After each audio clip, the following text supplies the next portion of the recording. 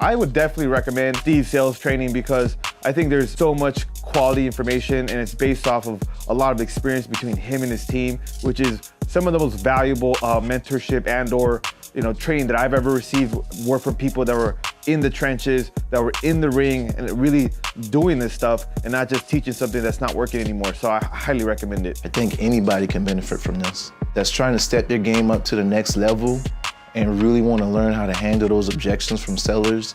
I can't wait to get back on the field now to try these techniques and skills out. I think it's going to benefit me a lot in the future. So the first time I met Steve, I wasn't as confident in closing deals. Once I met Steve a couple months ago, my sales rate went up incredibly and 100% more confident that I'm going to be closing more deals.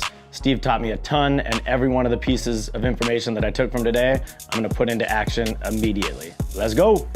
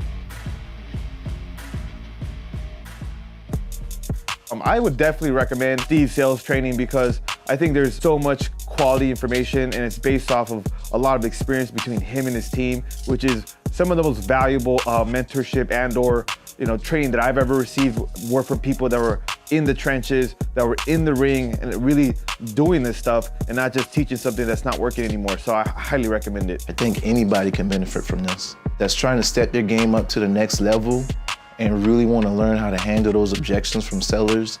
I can't wait to get back on the field now to try these techniques and skills out. I think it's going to benefit me a lot in the future. So the first time I met Steve, I wasn't as confident in closing deals. Once I met Steve a couple months ago, my sales rate went up. Shout out to Steve Trang. Jump on the Steve Trang. We real estate disruptors. Hey everybody, thank you for joining us for today's episode of Real Estate Disruptors. Today we've got Ninan with GSP Investors, and he flew in from Greenville, South Carolina, talk about how he went from zero to over $1 million in net worth in just 3 years. If this is your first time tuning in, I'm Steve Trang, sales trainer. Every month, we help hundreds of people buy more houses at deeper margins. If you want to get better at sales, DM me the word sales on Instagram. And I'm on a mission to create 100 millionaires, and the information on this podcast alone is enough for you to become a millionaire in the next 5 to 7 years. If you'll take consistent action, I assure you, you will become one. And this show is brought to you by our company, InvestorLift. Get access to over 2 million cash buyers across the country. Go to investorlift.com and put in Disruptors to get 10% off. And if you get value out of this show, please tag it from below. Share this episode right now. That way we can all grow together. And we are constantly hiring. So if you guys are interested in working with us, DM us, let us know. And this is a live show, so please ask your questions for Shane to answer. You ready? I'm ready. Let's do it. All right. So first question is, what got you into real estate? Short answer, Jesus Christ and my wife. I'll elaborate. So I don't believe anything happens by accident. I believe that we're placed in situations and in rooms with divine intervention. So that's where the spiritual aspect comes in.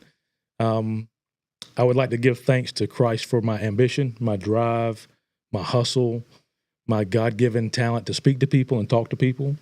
And then my wife came in where she has always been supportive of anything I wanted to do, from a business aspect, especially with real estate. So the culmination of those two have opened the pathway and led toward where we're at in real estate right now.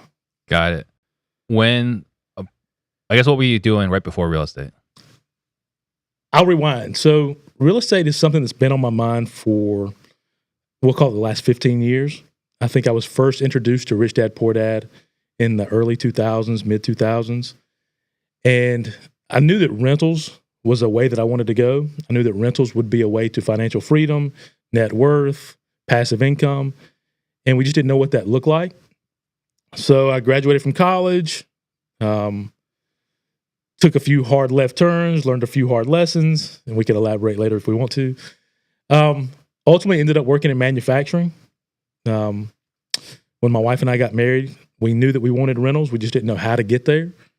We knew what most people think is that you save up 20%, you go to the bank, you get pre-approved, you find a realtor, you buy on-market property. And we knew that that was going to be the long route, the very labor-intensive route. And if we were going to ever accumulate any amount of rentals, we couldn't go that route. So I was working in manufacturing. I was reading books, watching YouTube, just trying to learn real estate. And we had the same thing that a lot of people get, which is the analysis paralysis. Right. You learn, but you never implement. You never take action. So right before we got into real estate, that's what I was doing. I was doing manufacturing. And Manufacturing what? So it went from canoes and kayaks, which is in the water sport industry, and a good friend of mine from high school opened some doors for me there. We ultimately ended up in a lead processing factory. We were making lead grid that goes into car batteries and boat batteries. So between water sports manufacturing and automotive battery manufacturing. What kind of money were you making doing that? When I left the W-2 world in October of 2020, which wasn't that long ago, I think we were making like 80 grand a year, 80 grand a year, 70, 80 grand a year with some bonuses. So I'm asking this because you're mentioning, well, for two reasons, but one of them is that you mentioned that you knew you needed 20% down, right? Sure. Which is kind of like the information that we all have incorrectly. Incorrectly. Like these false assumptions that we walk around with, and who knows who planted it in there, but lots of false things that we knew for sure that was fact at that time. And then the other thing, I guess, is manufacturing. And now you went off to college. You said you took some hard lessons. So was the manufacturing what you went to college for, or is that kind of what was available to you? That was what, once again, divine intervention, right? I went to college and I graduated with 2 degrees, a business degree, which I minored in marketing at that point in time, and criminal justice. Criminal justice was my major focus. And at that point in time, when I was doing my undergrad, the plan was to get a criminal justice degree and then pursue law school. So as I was finishing up my undergrad, I took the LSATs, did relatively well in the LSATs. I applied to a law school in Raleigh-Durham, North Carolina, and got accepted. And that's when the hard lessons and the left turns and so really smart guy, maybe a little too smart for your own good. And I was channeling it in the wrong directions at that time, but yes, correct. Right. So what were those hard lessons? And I'm pushing this. I'm asking these uncomfortable questions, but I think that a lot of people that listen to our show may have had similar experience. I know we've hired people with similar experiences. Sure. So and you and I have talked about it on Instagram, so you're familiar with it, right? Yes. So half of the reason I'm here now, Steve, is because of the one post you made about hiring bad guys, right? Hiring drug dealers and convicts, and they have the right skill experience. we sell, we maneuver, we're problem solvers, that kind of thing. So I've never publicly spoken about my past. Certain guys in my area, certain guys that know me know about my past, but I did graduate college, 2 degrees, and the whole time I was in college and even in high school, I dabbled in illegal activity. I'm not proud of it by any stretch. I had all the energy, and I just channeled it in the wrong direction. So during undergrad, there were a lot of drug usage. We were, me and a group of roommates we were selling drugs, using drugs, parties. And after I graduated, I moved to Charlotte, North Carolina. I was taking a year off, and I ultimately ended up getting incarcerated.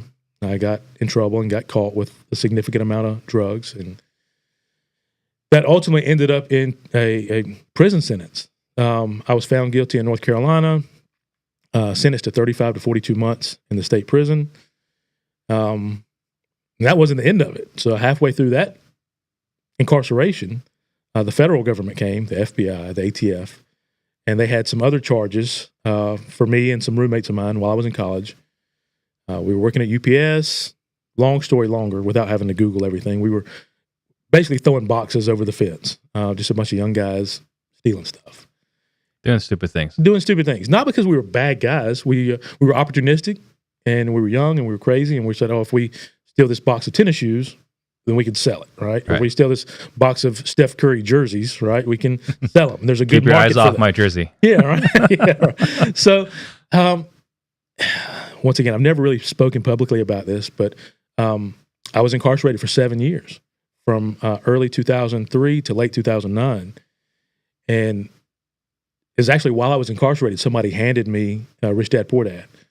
I read it. I fell in love with it. I needed more. Somebody handed me Think and Grow Rich. So all the books that most of the guys who've sitting in this chair who have read before, I had the opportunity to read while I was incarcerated. Yeah. And I mapped out a game plan. And financial freedom was part of that game plan. When I came home from that incarceration, being a 2-time convicted felon, it's hard, almost impossible to get a job. I was blessed and fortunate enough that my dad, he owned some sports bars and nightclubs, and he put me to work in the family business, and that afforded me an easy transition back into the real world. And about the time that I met my wife, I inadvertently, subconsciously promised her and my in-laws that I would get out of the service industry, the nightclub business. Once again, I didn't know how I was going to break up with my dad. It's not easy to do. Once again, go back to divine intervention. My wife and I were married in September. The local municipality, Malden City, came in and shut our nightclub down on the grounds that our nightclub was a public nuisance. So it saved me from having to break up with my dad. Yeah. Which would have been heartbreaking on several different levels. Of course. But now I'm newly married, 2 months married, unemployed, 2-time convicted felon. I took a major hit to the ego. What am I going to do? How am I going to provide for my new wife? As a man, that's what you're supposed to do, provide. Right. So I started calling everybody and anybody that I knew. Reached out to several guys I went to high school with, and one of them brought me in. It was a manufacturing gig. It had nothing to do with my degrees.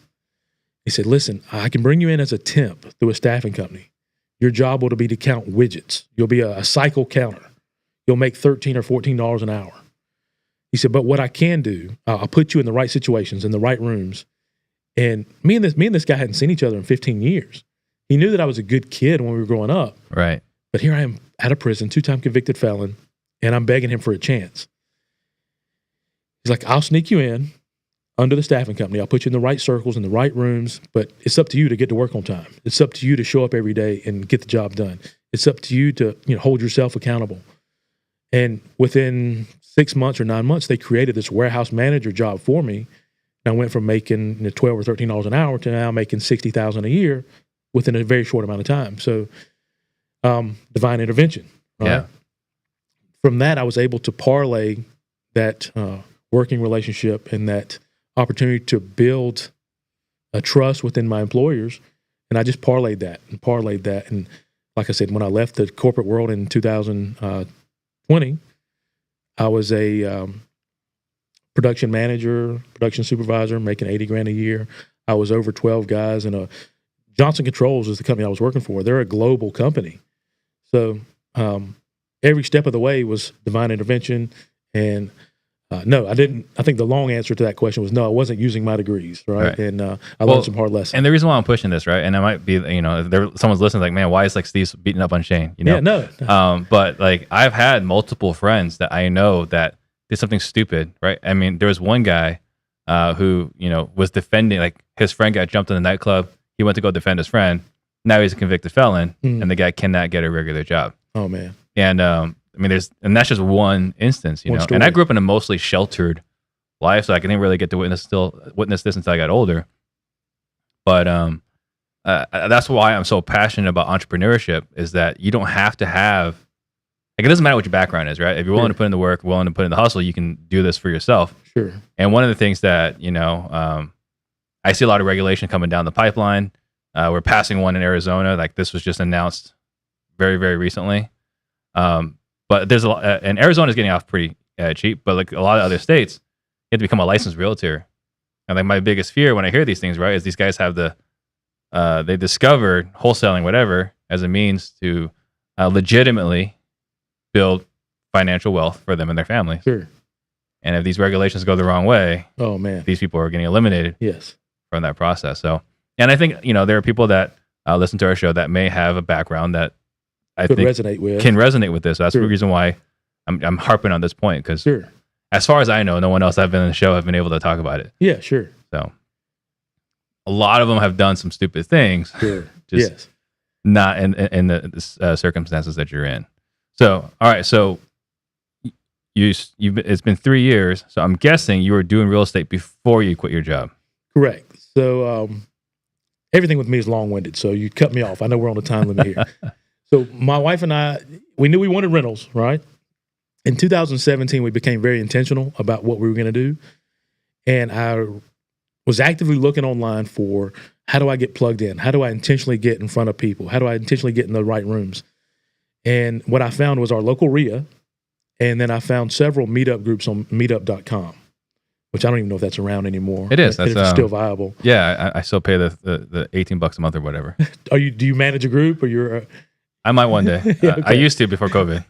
So that's ultimately the catalyst that changed everything for us and changed the trajectory of our lives was a single meetup.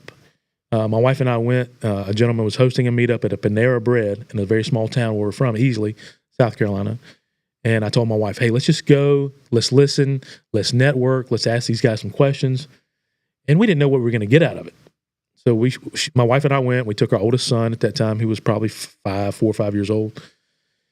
We went in, we raised our hands. Hey, I'm Shane. I'm the new guy. I don't know what I'm doing here. I just want to be privy to the conversation. I want to be able to ask a few questions. I want to hear what you guys are talking about. And they were very welcoming. And immediately they asked us, what are your goals? What are you trying to do? Well, we want rentals. We don't know how to get rentals. And the same thing, save the 20%, go get a pre-approval letter. And they said, well, do you know any wholesalers? And no, what is that? Well, have you ever thought about wholesaling?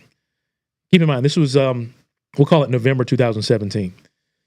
I had never heard of wholesaling at that time. Carlton Sheets had his program many years ago, but I don't even think they used the vernacular wholesaling. I don't think they called it wholesaling. No, it was just buy houses, no money down. Yeah, on paper, on contract, right? So they get these two gentlemen at the table were actively doing deals loosely and small operations, solopreneur kind of guys. And they gave us the 90-second spiel. You market directly to the sellers, you go out on these appointments, you contract the property, and then you race to sell the contract. And my wife and I were like, oh man, like everybody says, this cannot be legal, right? Whatever they're saying is too easy. Yeah. I'm not going to go to Steve and offer to buy his house and that thing. So what that did for us, that forced me, I was like, wow, it piqued our interest. I went home, immediately dove into YouTube University, right? Many people talk about that. And keep in mind, this is 2017. So this was, at that point in time, we were having dinner last night, we were talking about it. There was Sean Terry, Kent Clothier, Matt Thoreau or something like that. Matt Terrio. There were very few people that were advertising this kind of stuff on. Yeah, I'm not sure Max Maxwell has started yet. He just had, right? Yeah. So out of Winston-Salem, Max had just started. Yeah. And so his first, legitimately, his first like 2 or 3 videos were on YouTube. Yeah. And so that was enough to like propel me to the next massive imperfect action, right? Go to more meetups. So I went to more meetups. I met 2 other gentlemen in our local market. Shout out to Lafayette and Brian Howard, Lafayette Dawkins. They were actively wholesaling. I introduced myself, and at this point in time, it wasn't hey, can I take you to coffee and pick your brain? It wasn't that. The conversation was, hey, I'm very interested in what you guys said. Is there any way that I can, help you? What if I go find some deals and we work the deals together? Just trading value at that point. And both of them were really receptive to that. They shared with me the attorney they were using. So I called the attorney. And as it turns out, the attorney went to high school with my wife. Called him, offered to pay for an hour worth of his time, went in, asked some questions about wholesaling, and he laid it out and said, yes, it is legal if you do this, this, this. If your contract says this, this, and this. So before we continue there, I want to ask you, you mentioned the analysis paralysis and like, is this legal, right? Sure. And I think everyone kind of Oh yeah, you think that. initially, right? What helped you get out of your comfort zone so that you feel comfortable, taking the jump? Action. Mm-hmm. I think there was a couple things. One was meeting guys, actually physically shaking hands and meeting guys who were actively doing it. Yeah. That's probably the single biggest So just thing. getting out there and meeting the guys doing deals. Yeah, it's one thing to see it on YouTube. It's one thing to see a Carlton Sheets infomercial, but it's a totally different thing when you're face to face with guys that say, "Yeah, I just closed this deal, and here's what it looked like," and they give you the ABC of the transaction. That makes it really, really real. Yeah. You're living off somebody else's proof of concept. Well, that belief is so important because, it's not like wholesaling is a new concept. No. I remember in high school watching Carlton Sheets at, late night. It's Grandma's not got a check, right? Yeah. It's not a new concept, but it was like, this is a scam. Sure. Right. And so tell me about your first deal. First deal. So we learned about it the end of 2017. We met other wholesalers and the attorneys the first part of 2018. We'll say toward the end of the first quarter, going into the second quarter of 2018, we started taking massive imperfect action. We were driving for dollars the hard way, the grunt way. I was driving. My wife was riding shotgun, writing down addresses. We were going home, using county records to find property owners. Then we were using like white pages and been verified and fast people search to find phone numbers. Legitimately the hard way, right? The grunt way. This is hard work. Yeah, hard work. So we did experiment with some mailers, some junk mail. At that point in time, you could go to ListSource and buy South Carolina data. They changed that in 2019. You couldn't do it because of the disclosure stuff. Mm-hmm. So our first deal, driving for dollars, we would leave the house and we would set a goal. Like, we're not coming back unless we have 20 or 30 potential properties. We would do all the homework. We'd find the numbers, find the owners. Then I would go to my job, my W-2, which was from 7 p.m. to 7 a.m. And then I would cold call from work, right? I'd get my guys going, which would took about 30 minutes. And then the rest of the night, I'm YouTubing, I'm reading, I'm listening to podcasts, and I'm cold calling from work. So I'll never forget my first deal. I called the gentleman. His name is Greg. Left him a voice message on his like hard analog voice recorder machine. Hey, Mr. Greg, this is Shane Ninan. I see you own this property, 123 Jones Avenue. Just curious if you ever thought about selling it. And the generic message, right? 30 minutes goes by. He calls back, calls to my cell phone. He lays into me. I'm tired of you people calling me. I'll tell you, like I told the other 10 guys, make me an offer. And if it works, then we'll have a deal. I've already fumbled through like 3 or 4 deals, right? Yeah. Scared to make an offer, scared to commit. This guy's telling me, he's like, you've got yourself a deal if you make me an offer that is reasonable. I didn't know how to pull comps. I didn't know anything. I knew Zillow, Trulia, Redfin, Realtor, Remax, 5 or 6 websites. That's what I knew. Okay, sir. And we talked briefly about the property. Long story short, long story longer, that deal was for a duplex over by Furman University. The gentleman had 3 properties in Greenville County, and he was trying to liquidate those 3 properties in Greenville County to shift those funds to 2 other counties. And so he made the deal sweeter for me. He's like, hey, look, if you'll buy this one, I've got another one that I'll sell you. So our very first deal, our very first at-bat turned out to be 2 deals. Mm-hmm. We made $40K on the first one and 10 on the second one. So like our first and second deal, $50K. Wow. Pew, right? Yeah. So now it's real. Now the proof of concept, now the hush money, the shut up money. It was a game changer. My wife was in education for 10 years prior to this. She was in education with a master's degree. She was making like $45,000, $48,000 a year. Here we are on our first outing, first deal. We netted, because we had gas money. That was our investment, right? Right. So we had netted $50,000. It was a game changer. So that guy, he and I are he's still a friend of mine, the seller. He actually sold us our first rental on Creative Finance. He owner financed it to us. And it's funny, he just called me yesterday to ask me about market rents and what I'm getting for some of my rentals. So what were there any challenges, any struggles on that deal?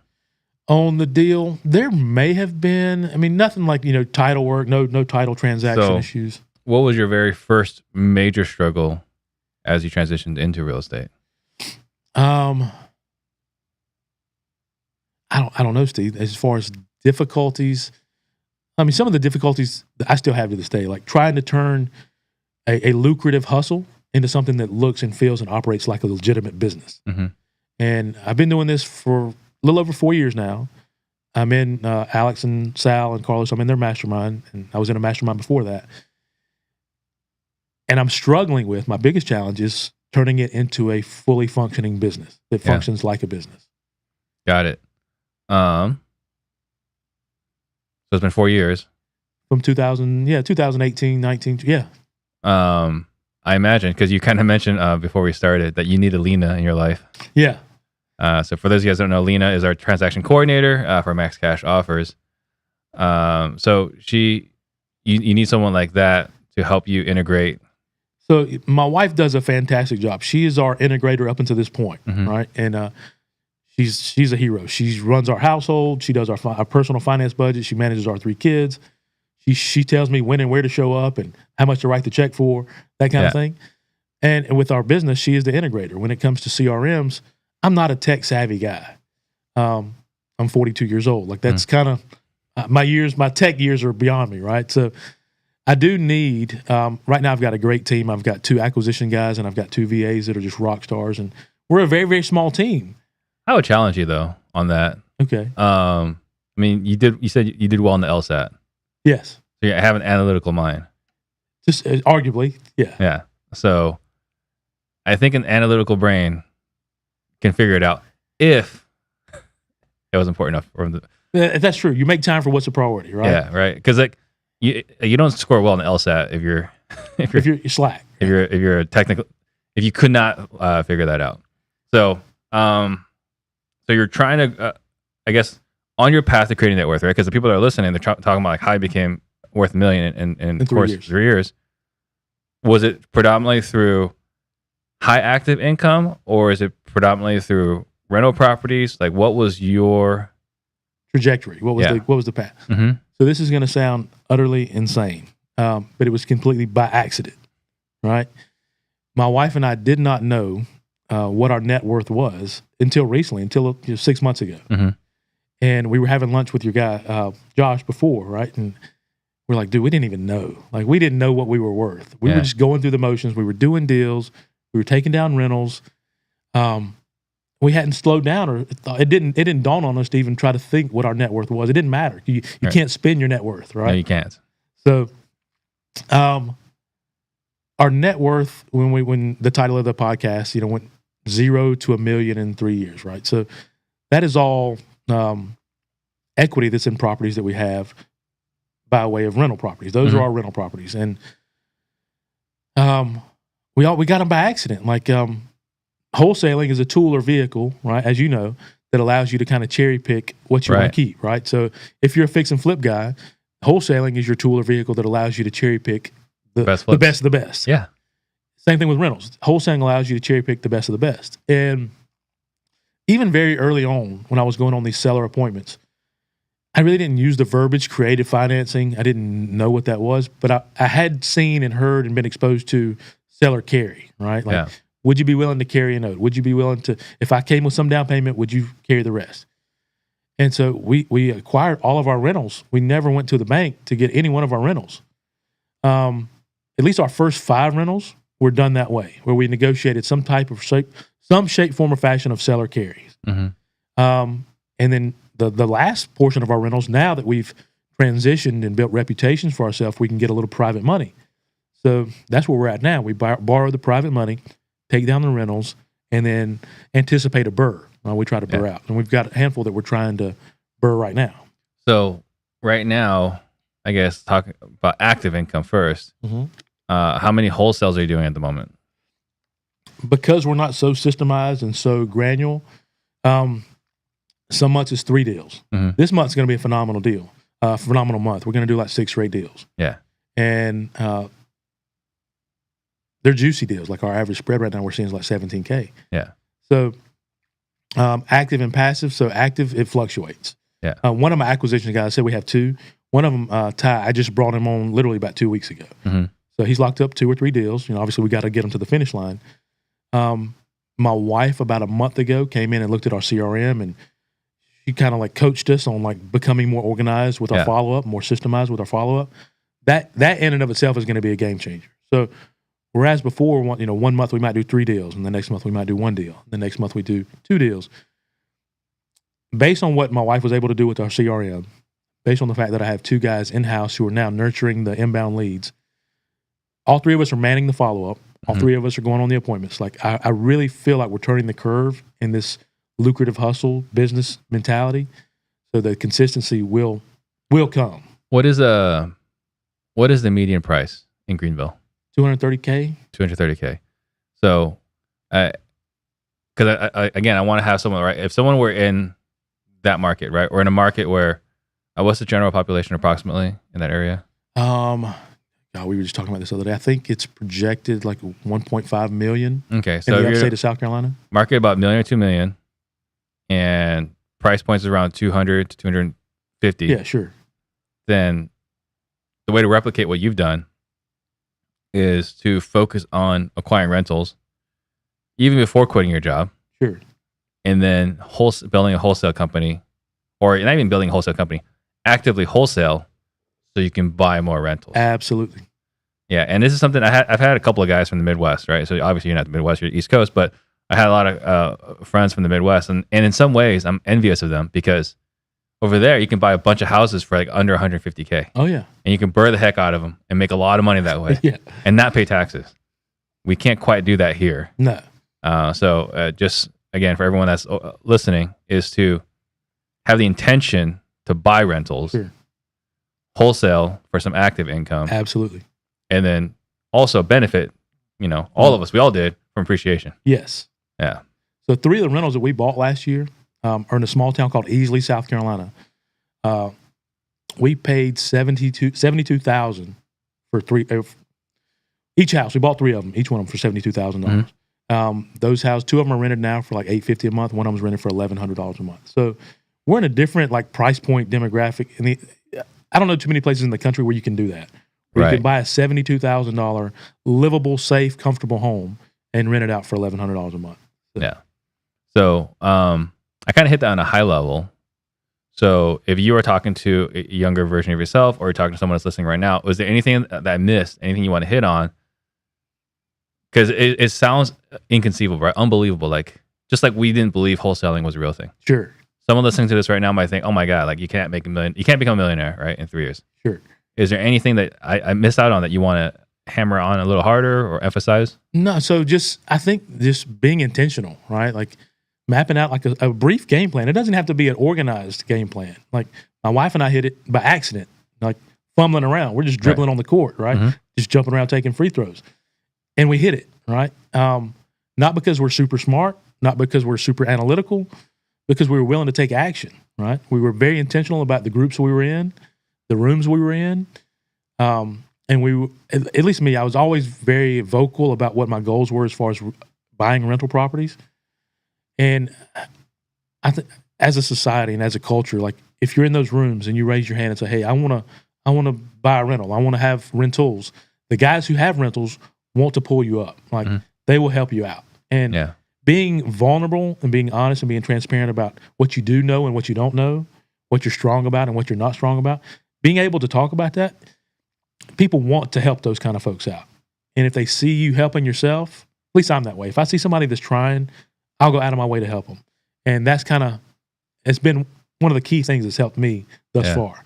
Yeah, I can say for sure, right? I mean, anytime we see anybody that wants it and you can tell they'll put in the work, it's rewarding to help them. Sure. But then on the flip side, you get that guy that wants to pick your brain and doesn't have hustle and is not going to take any action. It's soul sucking, right? It's awful. All right, so it's funny. The title of the show is How to Become a Millionaire in 3 Years. But something you want to talk about is how dollar amount does not equate to success. Yeah, right. So you want to speak on that? So it's funny. I was having dinner. A good friend of mine named Miles Barrio flew out here to Arizona with us, or to be here with us, and we were having dinner last night, and we were talking about success. And once again, I said I'm in a couple of different masterminds, and everybody wants to talk about success and have a dollar amount on it, right? There's a big push in our industry when you're in conversations like, how many deals did you do last month? What'd you gross last month? And my thing internally is like, what does it matter, right? How do you define success? And Miles and I were talking last night, like what his definition of success is may be different than my definition of success. And his may have a dollar amount, whereas mine does not have a dollar amount, and vice versa. And what we came up with is we both agreed that success is being able to live life on your own terms. Some people aspire to have a big team.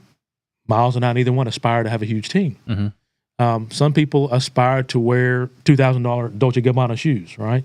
Miles and I don't aspire to wear, Louis Vuitton shoes. We would rather be able to take our kids to Phoenix Suns games, right? We'd rather be able to take our kids to their baseball games and be present at the practices and the ballet, and that's success, right? Yeah. Not having to report to a boss and ask for vacation days. If you've got a break in your homeschooling schedule and your wife says, let's go to, Tennessee or Florida, let's book a trip and go. Right. That's success. So living life on your own terms. Absolutely. Do you feel like you're doing that? Yeah, absolutely. Do you have a target? Like, I want to hit this dollar amount, nest egg, whatever, where I can like rest. So it's funny because we have, in our market, I think you and I were talking in the hallway, there's at least a dozen guys in the Greenville, Spartanburg market that do what we do. And I'm friends with them, and I think half of them are probably watching. So Renee Lopez, Mike Fernandez, Jeremiah Phillips, all you guys, Milton. So we always, when we have lunch, we have conversations. There's one guy, Chris Fox. His numbers, his question is always, what is your right off into the sunset number, right? What does that look like? Is it a monthly dollar amount? Is it a net worth amount? Is it a property? Is it a door count? And for me, my wife and I were talking about it. Like, I just enjoy the hustle, man. Like, I still go on seller appointments. I love doing that. So the end goal for me, like right now we're building a new house. Like that's our goal for this year. Like get my wife her new house built. I'd like to do 6 more flips this year. We did 4 last year. Do 6 flips this year. 3 more rentals. Yeah, aggressive. That's a good number. It's not too aggressive. Buy 3 more rentals. A 5-year goal would maybe be to get into some small multifamily development. Like that looks cool. Looks sexy, right? But I don't have a dollar amount. I don't have a monthly number that is my right off into the sunset, never see Shane Ninan again number. I don't have that. I'm only asking that question because this is a conversation that we're having at our dinner table, right, at home. And my wife's like, when are you going to hang it up? Like, when are you going to slow down? It's Never. Like, what? Yeah. Is that a thing? Yeah, no. And anytime I've ever heard anyone actually come up with that number and hit it, they're not happier. Yeah, no. Right? It was just a target. It had nothing to do with actually what they were trying to accomplish. Sure. And I'm with you, right? The journey. The fun is in the journey. So there's some cheap marketing that you really geek out on. Yeah. So I've been invited to speak at our local REIA a couple times, and I've been invited to speak in December in Arizona. And one like key takeaway, if there's anybody listening to this, right, and I want to provide some value or tip or trick or something that I think could help you, would be to look around, you take a lay of the landscape and figure out where you can get your free or cheap marketing, right? And this isn't something that I came up on my own. Other people that are doing it longer and better than I am kind of shared their tips and tricks, and I've taken it and kind of twisted it and molded it. One of which is Facebook Live videos, right? Yeah. Bill Allen did this thing. It's a 500K challenge, and you can log on and register and pay. And the whole premise of this 500K challenge is within 30 days, you raise $500,000 in private money. One of the tips in that 500K challenge is going live on Facebook for 30 days in a row. And but what I found was it resonated with a lot of people, and then people would like it, people would comment, people would share. But ultimately what it did, it gained you free advertisement. So every day you're talking about what you're doing, what project you're working on. You can even ask folks like, hey, I'm looking for a flip in this area, or hey, we're finishing a flip in this area. You know anybody looking to buy it? And so that was free advertising. So don't ignore the Facebook Live. It's free, and you can do it anytime, anywhere, for any length of time. So that's one.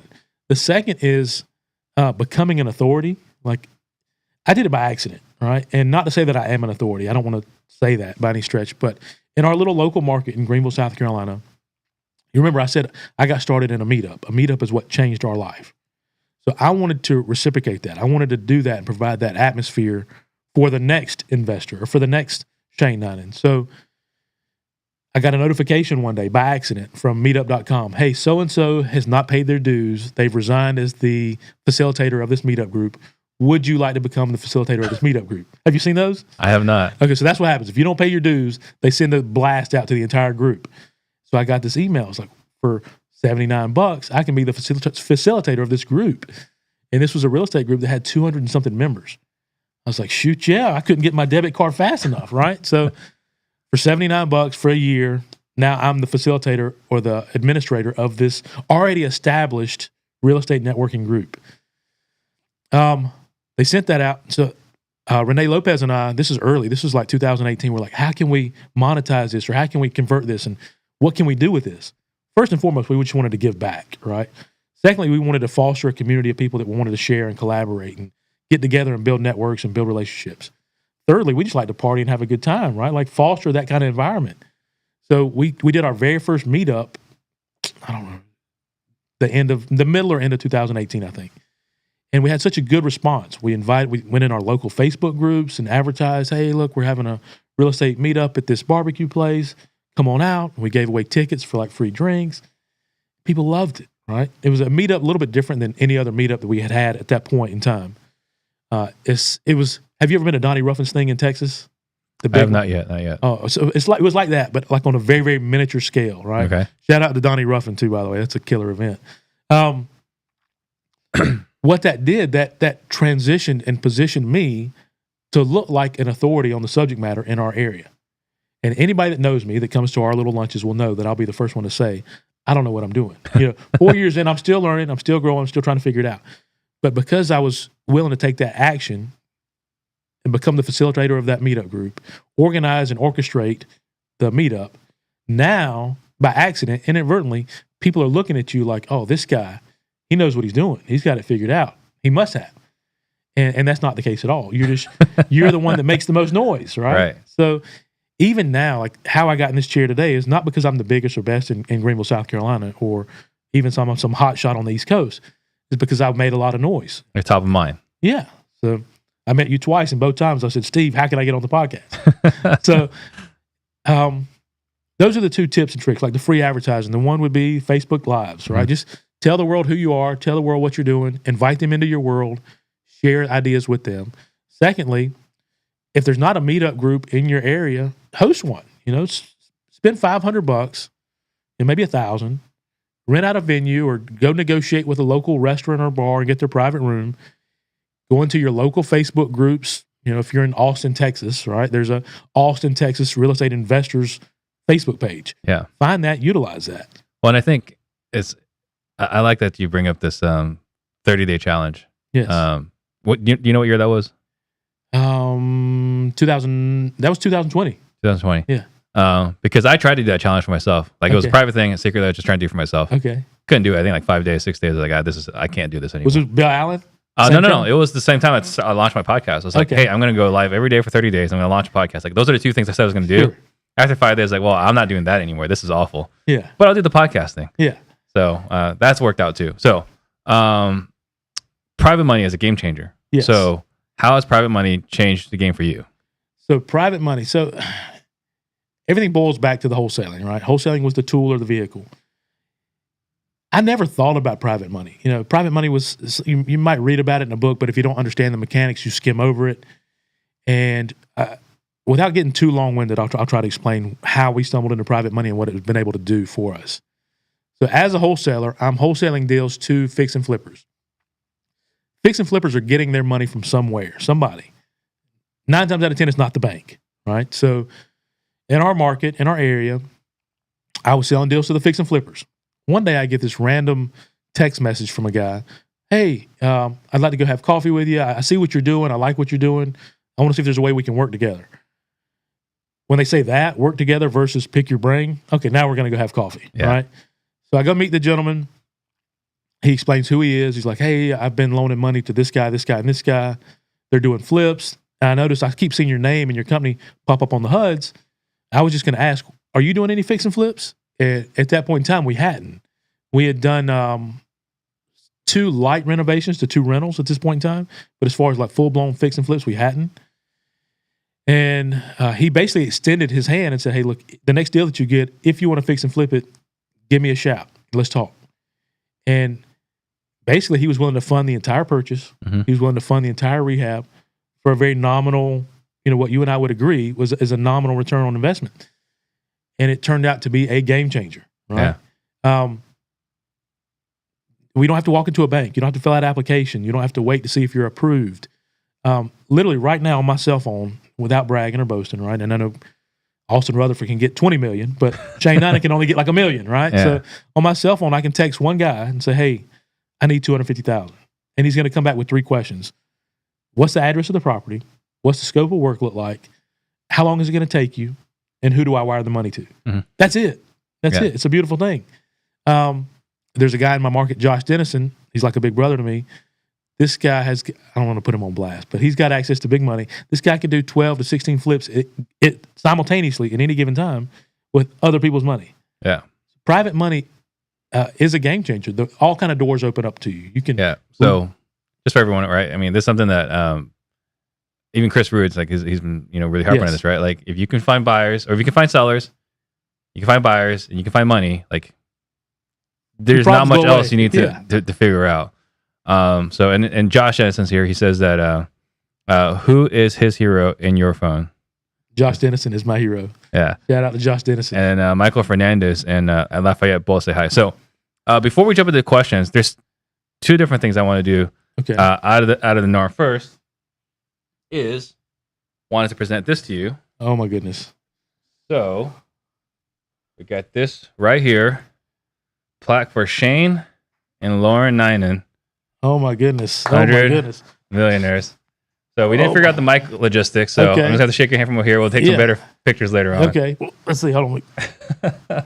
Awesome. Thank you so much. But congratulations, right? Number 4 out of 100. Oh my goodness. So now I'm gonna have uncles and cousins and stuff calling out of the woodworks. it's tied up in the houses. He can't give you any money. Yeah, no. Yeah. A good buddy of mine, like Jennings Smith and Jaden Smith from Charleston, South Carolina, we have a joke with what is high net worth and $5, what can you buy? A coffee, right? Yeah. That's all you can get. Yeah, net worth doesn't do much for you besides, you're more financeable and that's you can liquidate if you ever need access to capital. So other thing I want to do, because we've never done this before. Okay. But you were kind of mentioning that you've been at this for 4 years and you kind of struggle on the turning this into a business. Sure. So I like to just spend maybe 10, 15 minutes just kind of talking about what the struggle is. Okay. And then hopefully, the people that are listening get some value out of it. Sure, Right? absolutely. Like I said, I've never done this before. Normally, charge quite a bit of money for that kind of stuff. So let's The talk hot about seat. Steve Trang's hot seat. Here we go. Yeah, so let's talk about like what's going on, where the struggles are. Like what would you say is the biggest pain point as far as turning it into a business? And by the way, I hope you're okay. I'm going to say some really hard things. Yeah. So, Yeah. No, here we go. Yeah. All right. The old cliche, you don't know what you don't know, right? I've heard and I've been in rooms where guys say, if you don't know your KPIs and you don't know your numbers, you don't have a business. Mm-hmm. And it's funny, I was having lunch with a mutual friend of ours, Willie Coleman, a few months ago. Yeah. And we were both kind of, crying on each other's shoulders about the lack of KPIs. Man, Willie, you've been to my workshop. What the heck? Anyway. Yeah, he's making too much money. So, and he and I at that point in time, we're like, we know how much money we're spending every month. Yes. And we know how much money's coming in. And we know what the net is. Mm-hmm. As long as that net's good, we're good. Right. And I think a lot of it, and I don't want to make excuses, but a lot of it is based on like your background, where you were raised. And in South Carolina, we're very relaxed. Things are much slower. Mm-hmm. Living expenses are very low, right? If a guy's netting $200,000, $250,000 a year, he can live like a king. Yeah. He can drive whatever car he wants to drive. He can live where he wants. So in most cities. In most cities, yeah. Yes. So if you're doing volume, Willie's doing big volume, we're doing decent volume. Mm-hmm. For us to like get granular with it, like what is my cost per lead? I should be embarrassed to sit here and say that I don't know. Yeah. But whatever we're doing, I know it's working, right? Yeah. So here's what I'll answer to that. Okay. Right. Would you agree, or do you feel like today is harder to wholesale than it was a year ago? No. You don't think it's harder? No. Okay.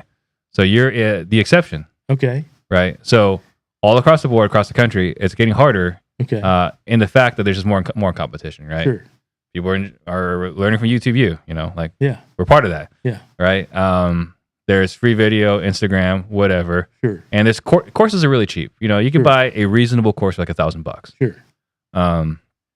And so I think that there's a lot of information out there. And 10 years ago, if you got a hold of a motivated seller, if you knew who was motivated and you had their address and you can get their phone number, man, you were You're in killing it, Yeah. right? Like you had almost no competition, right? Sure. Like people that had IDI were not telling everyone else they had IDI, right? Sure. That was 10 years ago. Today, everyone knows who's motivated, True. and everyone has their phone number, True. and everyone has a dialer and a VA on that dialer, True. I'd agree. right? So it's just harder, right, today. And so the reason why the KPIs are important, it's not for today, I would Sure. argue, right? It's that when the business changes, You need to be able to pivot or change with well, it. you'll know sooner, Sure. right? So like one of the things I do personally in managing my businesses is I want to know KPIs at a high level, but one of the more important KPIs to me is what was our profit and loss last month, Sure. right? What were all our expenses? What was our Yes. profit last month? And because I have that, I can now project. So P&L is a 30-day late, right? Like you learn that, you know what your business looked like 30 days ago. Sure. You don't know what it looks like today. You just know what it looks like 30 days ago. The pipeline kind of gives you an idea what the revenue is going to look like in the next 30 days. But now with the P&L and being able to project, look at revenue, knowing what expenses are typically, I know how much cash I have today, and I know how much cash I'm going to have in 30 days. Sure. And that gives me the kind of crazy confidence to pull the trigger on something that someone else who's May not as clear Sure. can make their decisions. And look, I'm not sitting here to tell you guys like, I've got it all figured out. Yeah. Right?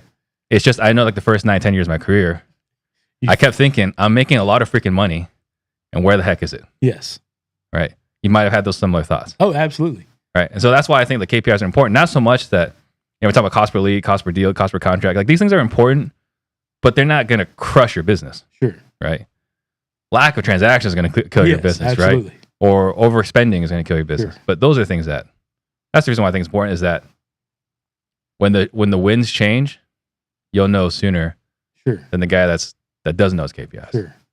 What would you say would be somebody like myself, what would be the top, say, 3 or 4 KPIs that I should go home tomorrow and figure out and then monitor those 4? I think for us, the single most important KPI to us as a wholesaling company is actual first appointments. And people don't really track that. Actuals versus appointments. Actual first appointment. Okay. So most people track appointments, Okay. right? Which is important. Sure. But what happens with salespeople, if I say, Shane, I need you to go on 4 appointments, you might go to meet this one seller 3 times. You count that as 3 appointments. Okay. Right? I mean, just talking about salespeople in Yeah, general, right? yeah. So we count only the actual first appointment, the first legitimate at bat. Okay. As a second appointment, a follow-up appointment, that doesn't count, right? That's just expected. That's just the bare minimum. Sure. We want to know how many actual first appointments. We don't track offers. Okay. My personal philosophy is I think offers are an overrated statistic, right? I think actual first appointments, actual legitimate opportunities for us to buy someone's house. Okay. So that is the single most important metric to us was AFAs. And then before that, qualified leads. Okay. And before that, leads. So Okay. leads, qualified leads, actual first appointments, contracts. Those are, I would Okay. say, My wife is in here. Honey, did you write that down? Okay. they'll be on the replay. Yeah. Awesome. Yeah. No, good stuff. Yeah. But going back to hiring anymore, right? You're the relationship guy, obviously, Sure. right? I mean, you're talking about Facebook Lives and private lenders and this and that. Yes. REIAs, like you're obviously a relationship guy. You're the visionary. So you need someone else behind to execute, right? Whether it's your wife or someone else, there has to be someone else that systemize all this. So is that what you guys in the bigger spaces, you guys would refer to that as your COO, right? Your integrator. Yeah. So, whether it's Lena, right? Sure. So, I mean, like, so we have, and again, like, not trying to like harp, we got, Sure. so we got Lena, who's helping Max execute Max Cash Offers, our wholesale company. We got Xander and Elias, who are running our media company. Mm-hmm. We got Larry, who's running our education company. And we got Summer, who's running our brokerage Wow. and title company. And then we got Jaden, who oversees all of them Okay. to make sure that everyone's delivering their daily bricks, their daily KPIs. Gotcha. Nice. Yeah. And then I get to play. Yeah. So, yes, the integrator, the COO, whatever. I think that's like the most key hire for everybody, and Sure. we don't want to necessarily go hire this person whether it's a concern of can I afford this person, how do I find this person, whatever. One thing I've said to people before that are like looking to how can I afford this person, you know? Yeah, sure. Have you had How can you afford not to, right? Like how much well, money that's you what they lose? say. That's the easy answer, Yeah, right? yeah. Like you can't afford not to hire this person. But let me ask you, like, have you thought about like I can't afford to spend, or I don't want to spend 50, 60K on a person or 80K? Like, has that thought crossed your mind? No, it hasn't. It hasn't. I'm okay with spending the money, right? Okay. My wife and I, we have intelligent conversations about, Right. where do we put this money? What's the best ROI? Mhm. And I think collectively we're okay with hiring the right person. Okay. The so challenge for us has been locating and finding the right person. We've had a couple of people that came in and out, and how are you finding this person? the first one was like a family referral. The second one we used WiseHire, if you're familiar with WiseHire, and it comes with it's not predictive index. It's another one like the this profile, Mhm. and we bring them in, we interview them, we filter down, and I think we lost the last one just because the way our business is structured at that point in time. We didn't have medical or 401k or insurance and All of benefits. us, yeah. And this was a younger girl. She was probably right for the seat. She was with us for 6 months or so, and I think she was trying to have a child, and we didn't have medical, so she and her husband, she had to leave. How actively are you looking for talent? So that's where we're at right now. It's a great question. We are not. We're stagnant right now. So I think this is the next part of your business, right? And I see this a lot with Sure. a lot of regardless of the industry, is that people that want to grow, to systemize their business, you need people. Sure. And like, we know how to find motivated sellers. There's blueprints, there's masterminds, there's courses, there's Sure. YouTube. Like, there's all this out there. And it's sexy, right? Like, Yeah. you can post this wholesale check or whatever. Yeah. But no one takes that same approach with finding qualified candidates, That's a great point. right? They're like, oh, I'm going to post this on Craigslist. I didn't have anybody. This Craigslist doesn't work, Yeah. right? But if you had that same approach of looking for a motivated seller, We would have a business. you wouldn't have a business, Exactly. right? So it's taking the same exact approach. Okay. It's marketing to find talent, selling them, which is the interview, Sure.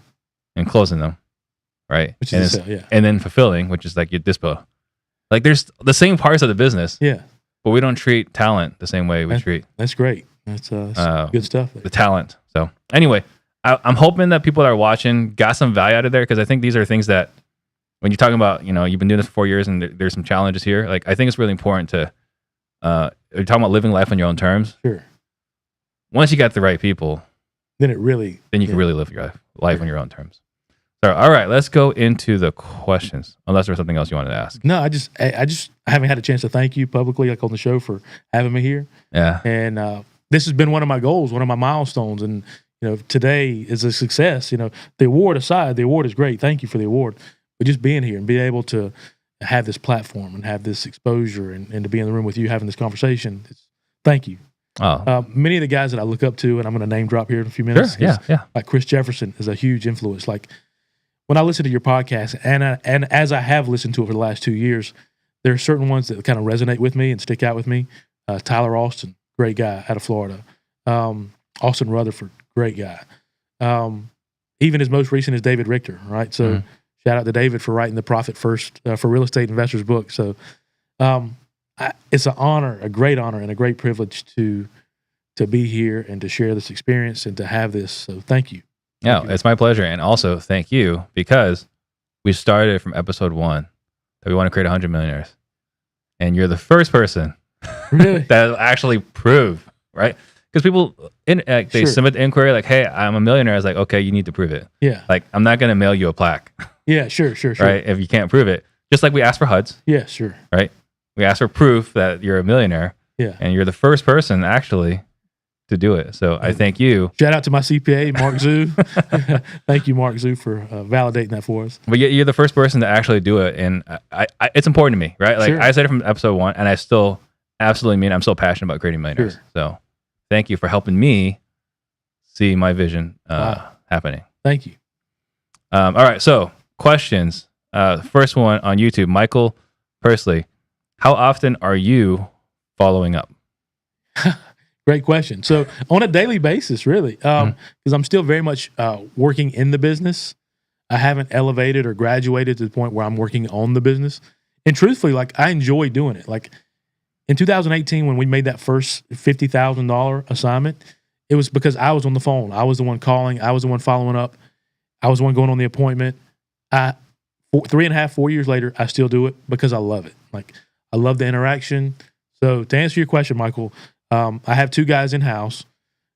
We are filtering and following up with leads. Shout out to my wife who integrated our CRM and made it a little more easier to do that with drip campaigns and drip follow-ups and task reminders. So, yeah, I'm still personally following up, but I have 2 guys in-house. Shout out to Josh and Ty that are holding me down while I'm in Arizona. So, yeah. Perfect. And then what keeps you going on the tough days? I think the hunt, the thrill of the hunt, right? I could sit here and say my family, my kids, right? I could, all the typical answers, my why. And ultimately, yes, at the end of the day, I got to feed my family. I got to provide for my family. But at least this way, with the divine intervention that we've talked about from the beginning, I get to do that. I get to feed my family, provide for my family, doing something I absolutely love, right? The hunt, the thrill of the hunt, the thrill of the kill, eating what you kill. That's what keeps me going on the bad days. So I appreciate that you say this, again, going back to having difficult conversations around the dinner table at home, right? Like, the question is like, when are you going to stop going? Like, when am I going to stop? Yeah. The other question was, like, are you doing this for you or for the family? Sure. And I told her the honest truth. I'm doing this for me. You know, like, that's not what probably a wife wants to hear. Sure. But the truth of the matter is, if I was doing it for the family's basic living, I could have stopped a long time ago. You could sell cars. You go work at Toyota and feed the family. I could. Right, I can go back to Intel. I can go find some sort of software job, whatever. Like, if I was doing this just to feed the family. Sure. There are easier ways. There are much easier ways, right? Yes. So I don't think she wanted to hear that. No. But I also can't lie. Karen Mears on YouTube. How often does market cycle affect the ability to burr and create net worth? So, like, for example, she doesn't think it would work well in 1990 or 2006. I'm not sure if I'm even qualified to answer the question, right? Because I'm so new, right? Right. Market cycles or market shifts, what are those, right? I've only been in it since 2018. Yeah. It's only been good times. Making money is easy right now. Mm-hmm. So burr cycles, I think with some inflation and some of the interest rates going up, it may get more difficult. Sure. We're trying to burr 2 properties right now, and there's asset-based lending, there's DSCR lending, and then there's lending where they want to look at your personal credit score. Yeah. And how bankable are you? So I'm not the one that's qualified enough to be sitting here educating or speaking on that. I would encourage you to learn the difference between asset-based lending, DSCR lending, and personal guarantor lending. Yeah. So I don't know if you can answer her question. Yeah, I'll just add to it real quick because I got the chance to get traumatized in 2007. That's when I cut my teeth. Sure. And so what I saw in that time, in the time of tight crunches where there's less money available, you don't pay 80%. Like right now, I can move a deal in Phoenix for 93% of market value. Yes. Right? I can tie it up and move it. And some people are moving it for higher, right? Yeah, but we can tie it up. Yeah, they're moving higher. Yeah, we could tie it for 80% and move it for 93% on a house that needs work, right? Sure. But during 2007, 2008, 2009, like not me, but peers of mine were regularly buying it at 50% of market value. Wow. You can burr that house. Anytime. Right? It doesn't matter how tight the credit is. Yeah. You can burr that house. So I think if the market changes, we adjust. Sure. And we can. There's no reason why you couldn't do it. Depending on the market, like I said, I'm not excited about doing that in the Phoenix market. Instagram, Wildlight. Did you quit your job while wholesaling, or you bought rentals to replace your job? Combination of both. I don't know, how much time do we have? Are we on a time crunch here? Oh, we're good. We're good? Okay. So after that first $50,000 deal, like I was ready to quit my job then, right? But once again, my wife being the more intelligent of the two was like, wait a minute, this could be beginner's luck. Let's not just burn the ships yet. So we developed systems. I don't want to say we developed systems. We were actively wholesaling, consistently wholesaling, doing deals. And we set aside, we came to a line in the sand where we said, hey, look, I need to quit my job. I'm losing money by not quitting my job. So at that point in time, we mapped out a game plan and said, what does our financial snapshot look like? Like, what do we need to live and sustain for the next 6 months? No, a year. It was a year. In our family life. How much money? What does that dollar amount equate to? What do we need to live, float, manage, and not have to sacrifice for a year? If we still want to go to the movies, we still want to go out to eat, mama's car insurance has got to be paid. What does that number look like? Boom, we had that snapshot. then what is it going to take to run my wholesale business, right? If I don't do another deal for 12 months and I still want to keep paying my VA to cold call and I still want to send direct mail, I still want to pay my office rent, still need to pay for my batch subscription, like what does that number look like for 12 months if we don't do another deal? And we came up with 2 numbers. And my wife looked at me, she said, okay, great. From a security standpoint, when we get that liquid in the bank account, in your business bank account and our personal bank account, then you can quit your job. So we were actively doing wholesale deals. That was our paycheck money. And the rentals, we really weren't paying attention to the rentals because there were some rentals that we were having, you might net $150, $200 a door per month. You can't feed your family on that. No. Right? So if you're banking on rentals to quit your W-2, you might be there a while. A long time. Unless you're Tim Brotz, of course. But Yeah. Emmanuel Roman on Facebook, what are the marketing channels that you're using today? Great question. I'm in the South, we have this vernacular, you throw spaghetti at the wall and see what sticks, right? And that may be everywhere. I don't know. Throw it at the wall and see what sticks. Right now, today, we're doing SMS, cold calling, and direct mail. Those are our 3. And they're great. Like, we're a small team. We're very low key, low overhead, and it's working. I would love to do some PPC stuff. I would love to do like Facebook marketing and Facebook ads.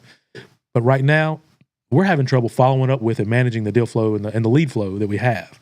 Yeah. So until we get that ironed out and more systemized and more organized, I'm not going to throw money at any other marketing channels. Yeah, that's really disciplined. And then that's not something most people do, so that's awesome.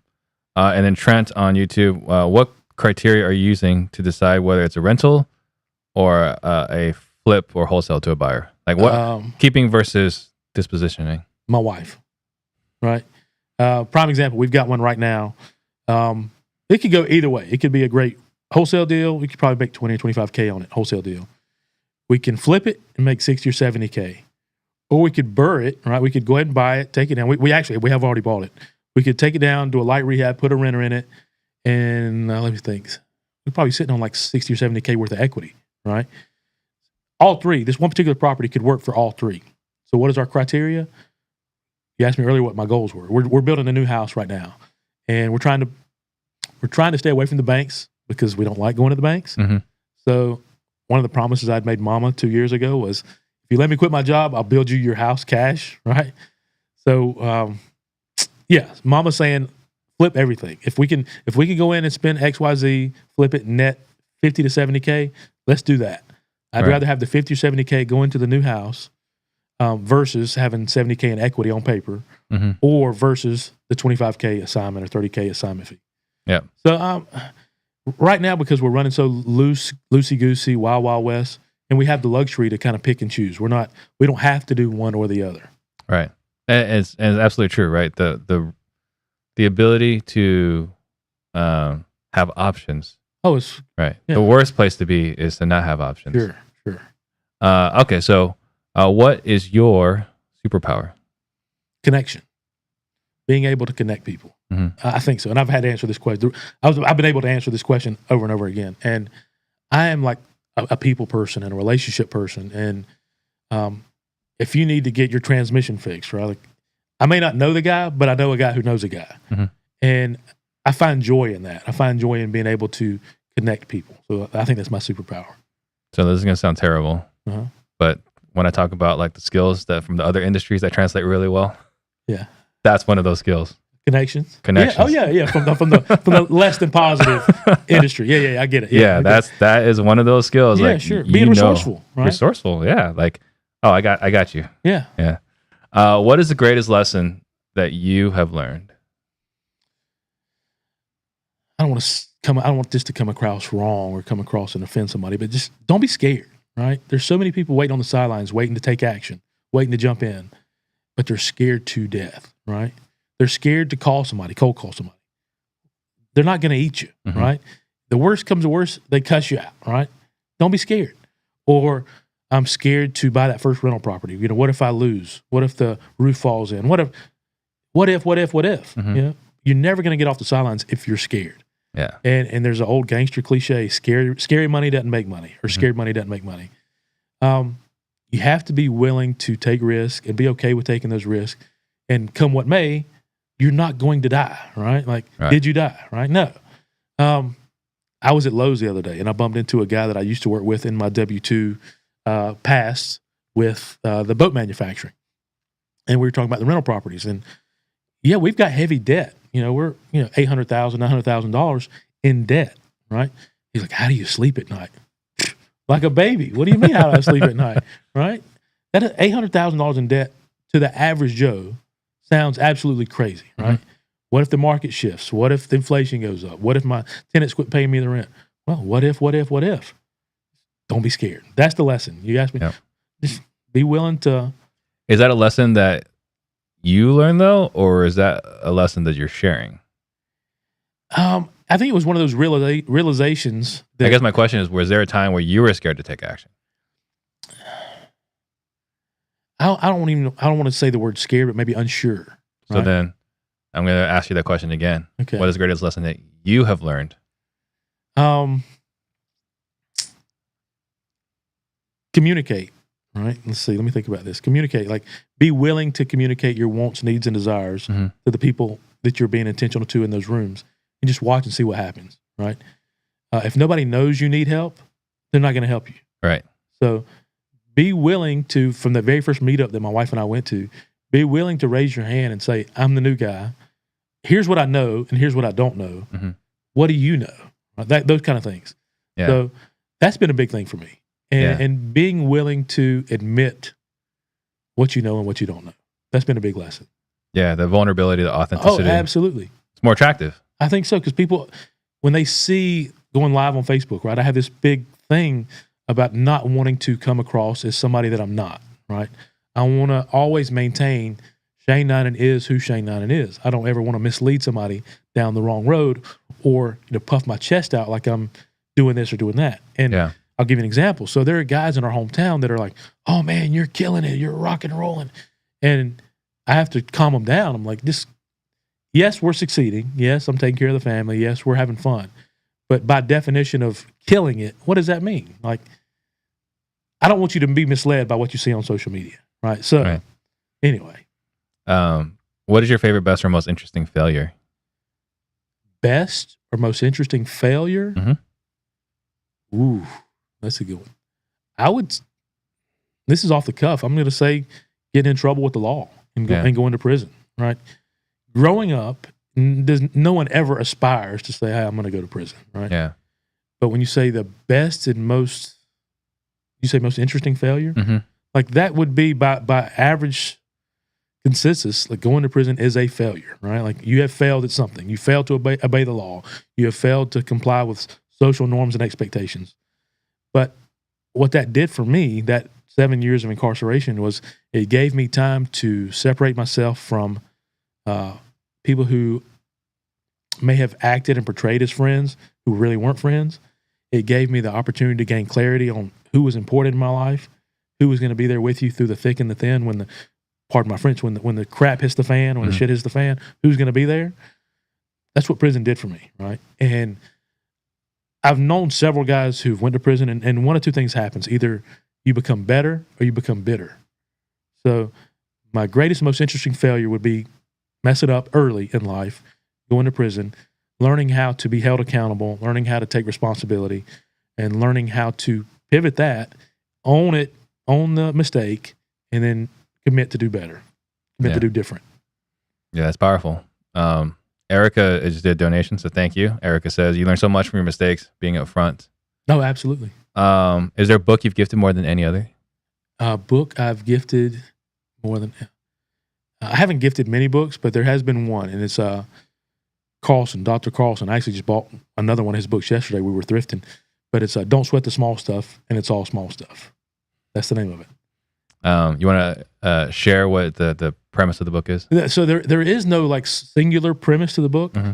Each chapter or it's broken down in segments, and there's of life situations, right? And don't sweat the small stuff. It's all small stuff, right? So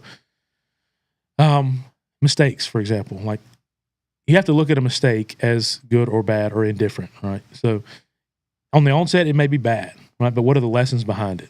Right. So don't sweat it because it's a mistake, right? but what can you twist and squeeze out of it to find the positive out of it? That's one of them, right? Yeah. And the whole book is just chopped up full of those lessons that we all need to be reminded of. That yes, life is serious, but you don't have to take it so seriously. Right. So I want you to think about something you want to leave the listeners with while I make a couple of quick announcements. Okay. Guys, if you got value today, please like, subscribe, share, and comment. I know I'm asking a lot for you guys. I do it because it helps the algorithm, right? Just being totally honest with you guys. So if you guys would do this, it'll help us reach more people. We want to create more millionaires. It was truly a great pleasure for myself to hand Shane a plaque. We can help more people if we can reach more people. So please help us reach more people. We do have our sales masterclass coming up on April 22nd. If you guys are interested in that, go to disruptors.com/sales. I want to say the sales training. There you go. Disruptors.com/sales disruptors. Go there to check out our sales masterclass coming up on April 22nd. And then we just rolled out our social media starter pack. This is something that I never thought was going to be like a thing, but so many people actually want to do what we're doing. So I was like, all right. If you want to learn how to do that, it won't be from me. It'll be from Xander, the one that's the visionary that's making all this happen. I just show up. You saw this. I just show up and just kind of sit down and just start recording. So if you want the guy that teaches or helps us execute this, go check out our social media starter pack. And next week, we got Eric Klein and Tony Montalbano flying in to do our show. What are some last thoughts you want to leave some listeners with? I think a big one for me in this year and like last year is becoming more of a giver. Zig Ziglar, you help enough people achieve what they want to achieve or accomplish what they want to accomplish. And in turn, you will accomplish what you want to accomplish. And not that I've ever had like a scarcity mindset, but I've maybe had like a more guarded mindset. And I just want to leave people with the fact that I find joy in being generous. And it's something relatively new within the last 9 months. Like the more that I'm able to talk and the more that I'm able to speak and the more that I'm able to financially give or, buy somebody's lunch or buy somebody's dinner, like those kind of things come back unquantifiable in regards to fulfillment and joy, those kind of things. So absolutely practice and learn and look at your life and see how you can become more of a giver. You'll be surprised what it can do for you. It's readily transparent what it can do for you. Just privately, I've had a couple of people reach out to me and they offer to help me with my business in other aspects. And all they said was like, we like what you're doing. Like I've never met them, didn't even know who they were. Sure. But they were like mega stars from behind the scenes. Oh, wow. And they just reached out like, hey, we like what you're doing and we want to help you grow more. Right. That's awesome. So it's just to your point, if you're giving, people want to help you more, or they'll help you in a way that maybe you didn't know you needed help. Sure. If someone wanted to get a hold of you, what's the best way to do that? Quick and easy. I made it quick and easy for you guys. It's www.shaneninan.com. There you go. And then I want to just kind of just touch on this real quick. And I hope you don't mind me saying this. Sure. But you're saying like you're very humble, like you don't have it all figured out. Sure. No. Right. And so I just want to emphasize this point again one more time. Like you guys don't have to have it all figured out. No. You guys just have to take action. Massive imperfect action. Massive imperfect action. That's one of the things I got from your podcast and all the numerous guests, Stephanie Betters, Austin Rutherford, Chris Jefferson, Donnie Ruffin, Alex Sines, all step out of your comfort zone, do something that's uncomfortable, take massive imperfect action, and just see what happens. Like the universe is not going to eat you, I promise. All right. You definitely won't die from doing this. Yes. All right. Thank you so much. Appreciate it. Thank you so much, Steve. Total blast. Yes, absolutely. Thank you guys for watching. Thank you, guys. Shout out to Steve Trang. Jump on the Steve Trang. We real estate disruptors.